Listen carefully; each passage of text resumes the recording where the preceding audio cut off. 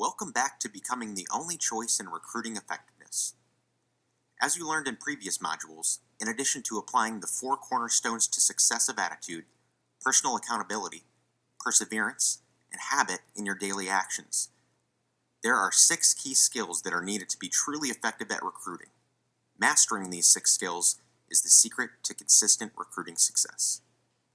The key skill of understanding your candidate's operating reality is the focus of this module. Let's get started. The goal of this course is to effectively overcome candidate objections.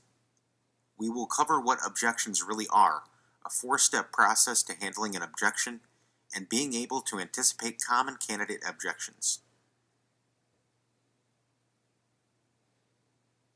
When we think about personal accountability in staffing, you have to understand the difference between the pay rate and the bill rate is you and your capabilities. It's about being the best you can at every single touch point. It's the ability to understand customer needs and wants. It's the ability to provide qualified talent. It's the ability to help your customer improve their business performance.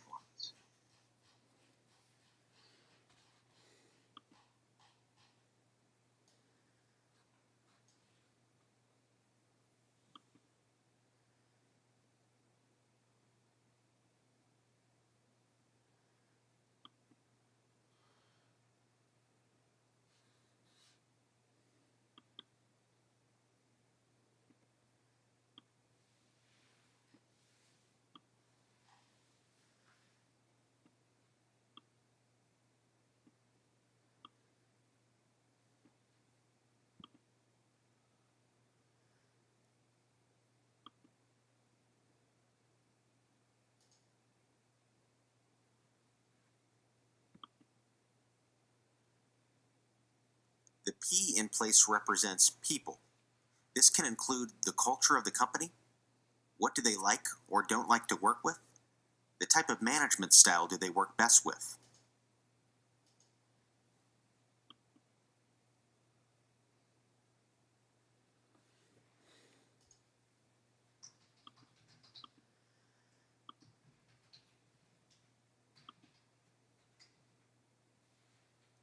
The conversation is not focused on your desire to get an order filled, submit a candidate, or get more commissions. These are all in your operating reality. Business will come if they trust that you are able to help them. Sounds like a simple task to get in your candidate's operating reality, but it's harder than you think.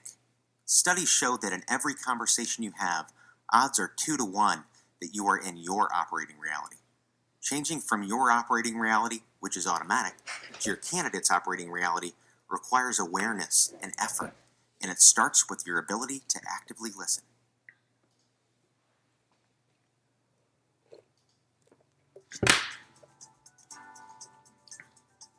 Hi, my name is Mike Jacoto, and I'm the founder and managing partner of Butler Street.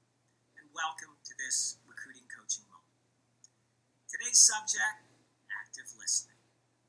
Active listening is one of the core skills of recruiting. After all, you can't understand a candidate's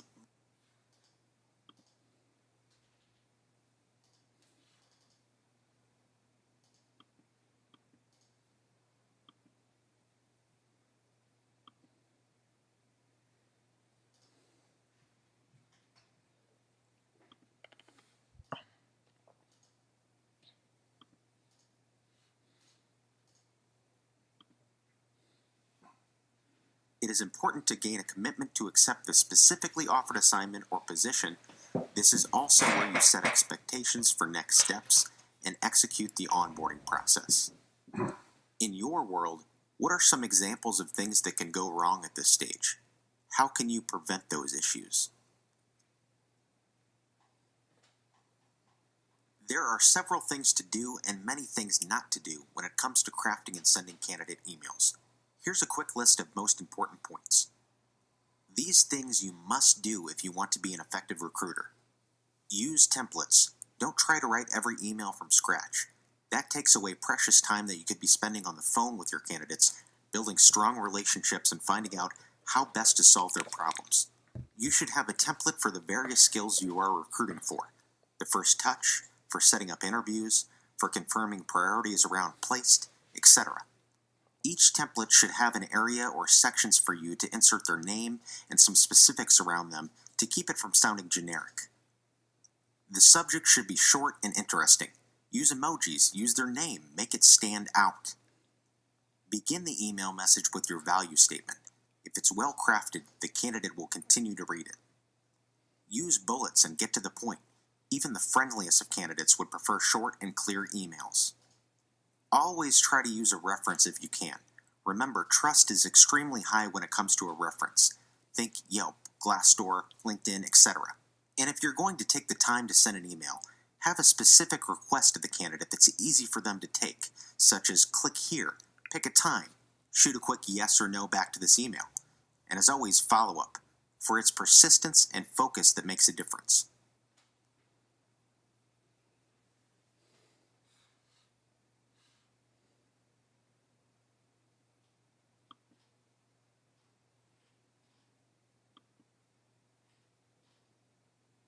There are 4 things that need to happen in your voicemail, and all in less than 30 seconds.